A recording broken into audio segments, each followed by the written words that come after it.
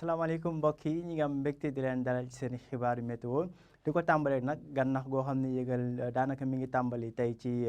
talaata bi ci bëccëg gànnax googee nag dana doon gànnax gu takku goo xam ne dinañ ko nemmeeku ci côte Sénégal bi yëpp di ko dalee Ndar jàpp Ndakaaru jëm ci Petite Côte bi muy Mbour ak Île Sine Saloum ba ci Casamance loolee nag dana fi desandi ba ëllëg àllarba bu 9h ci guddi jotee ñu ngi leen di ñaan nag ngeen bàyyi xel xibaar yu ni mel ngir mën a aar seen bopp ak seen i jumtukaay li des ci xibaar yi nag jëm ci biir dëkk bi daanaka bu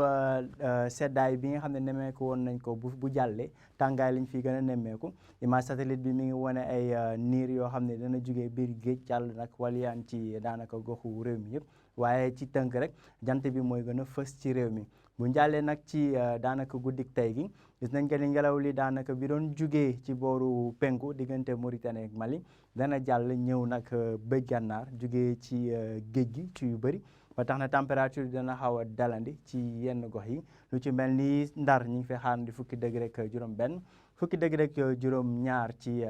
booru Thiès. li des ci dëkk bi nag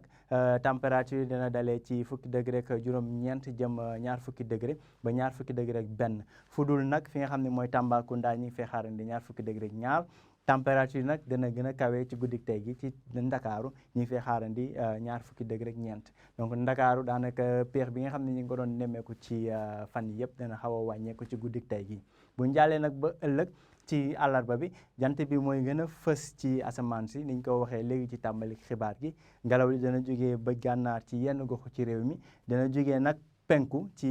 yeneen gox fi muy jógee penku nag température yi dana fa kawe lool muy penku dëkk bi lu ci mel ni booru Matam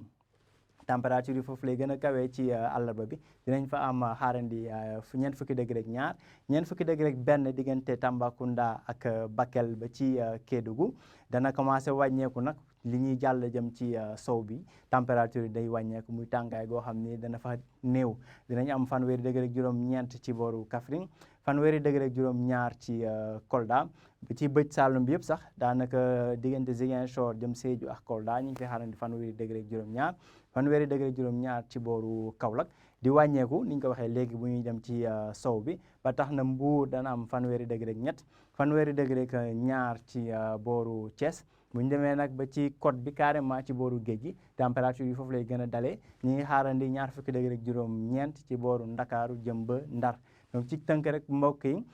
tàngaay bi dana tàmbaliwaat rawatina ci penku dëkk bi lu ci bel ni booru Matam booru Bakel booru Tambacounda ak Kédougou waaye nag lu ñu jàll di jëm ci daanaka côte bi fa la température yi di wàññeekoo bu baax tàngaay bi di néew rawatina ci diggante Ndar jàpp Ndakaaru foofu nga xam ne danañ fa nemmeeku ñaar fukki degré rek juróom-ñeent mbokk yi nag di leen fàttali rek xibaaru gànnax gu kawe goo xam ne ñu ngi koy am